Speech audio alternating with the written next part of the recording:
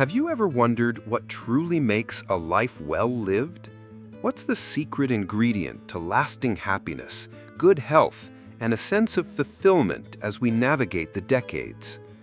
Our society often tells us it's wealth, fame, a glittering career, or perfect romantic love. We chase these external markers, often sacrificing our well-being and connections along the way. But what if the real answer has been hiding in plain sight, quietly unfolding over more than 8 decades? Today, we're diving into a groundbreaking book that distills the wisdom from the longest scientific study of happiness ever conducted, The Good Life: Lessons from the World's Longest Scientific Study of Happiness by Robert Waldinger and Mark Schulz. This book isn't based on theories or self-help gurus. It's based on the lives of 724 individuals, tracked from their teenage years into old age, and now extending to their 1,300 descendants. It's the ultimate human experiment, asking, what truly makes for a flourishing human life? Part 1. The Core Revelation. Relationships are everything. After 80 years of meticulously tracking lives, the single most profound finding of the Harvard study of adult development is this: the quality of our relationships is the single most important predictor of how good and happy our lives will be. Not money, not fame, not career success. Relationships. This isn't just about feeling warm and fuzzy. The study found that satisfaction with relationships in midlife was a better predictor of physical and mental health at age 80 than cholesterol levels or social class. And the flip side is stark. Chronic loneliness is as detrimental to your health as heavy smoking or obesity. It increases your risk of early death by 26%. Think about that. The quality of your connections literally affects how long and how well you live. For example, studies show that wounds heal more slowly in people who are in high-conflict relationships. Even holding the hand of a loved one can reduce pain signals in your brain. Part 2. Cultivating your social fitness. If relationships are so crucial, why do we so often neglect them? The authors introduced the powerful concept of social fitness. Just like physical fitness, your social life requires continuous maintenance, intention, and effort. You can't just leave it to chance. A great exercise from the book is the social fitness grid.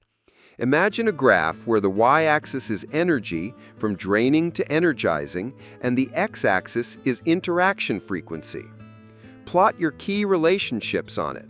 Are you spending enough time with people who energize you?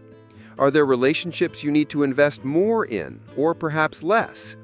The authors stress that it's crucial to be intentional with your time, rather than falling into the trap of thinking you'll have more time in the future. The time you have is now. Distractions, especially from our devices, are often an indicator of overstimulation. The book suggests a tech holiday, consciously disconnecting from digital devices for periods to be more present and observe what we typically miss. Part 3. Navigating the complexities of connection. Relationships are not always easy, and the book doesn't shy away from that. But it frames conflict not as a destroyer, but as an opportunity for growth. As the saying goes, you can't stop the waves, but you can learn to surf. The book offers a valuable framework for navigating difficult situations, the WISER model. Watch, observe the situation. Interpret, thoughtfully interpret what's happening. Select, choose your response. Engage, act on your chosen response. Reflect, consider the outcome. True intimacy isn't just about sex, it means to make known, to reveal your authentic self, your hopes, fears, likes, and dislikes to another. And a key skill for fostering this intimacy is listening without commenting, a surprisingly difficult yet profoundly nourishing practice. The study also delves into specific types of relationships. Family relationships. Our ability to manage emotions improves with age. The advice to catch people acting well is crucial for fostering positive family environments. Work relationships. There's no such thing as work-life balance because work is life. What happens at work impacts home and vice versa.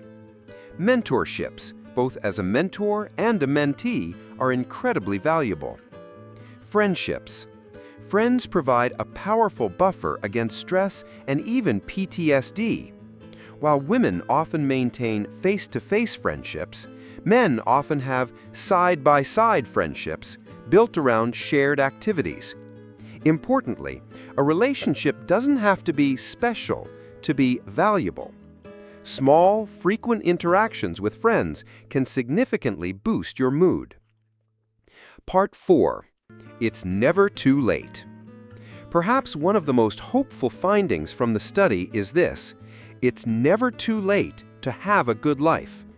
Even individuals who struggled with poor relationships or difficult circumstances earlier in life found profound happiness and connection in their later years by making intentional changes. The good life isn't a destination. It's a continuous process of building, maintaining, and growing your relationships every single day.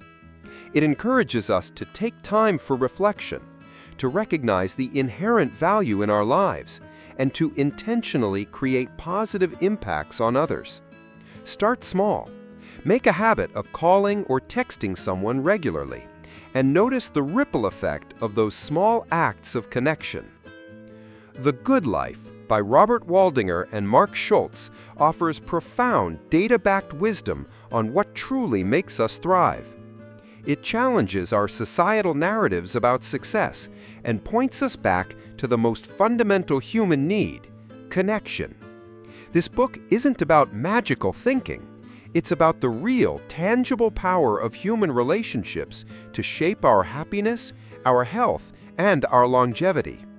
It reminds us that by investing in our social fitness, by nurturing our connections with intentionality and courage, we can indeed create a good life, no matter where we are starting from. If this deep dive into the science of happiness has given you a new perspective, you're in the right place. That's what we do here at The Book Whisperer.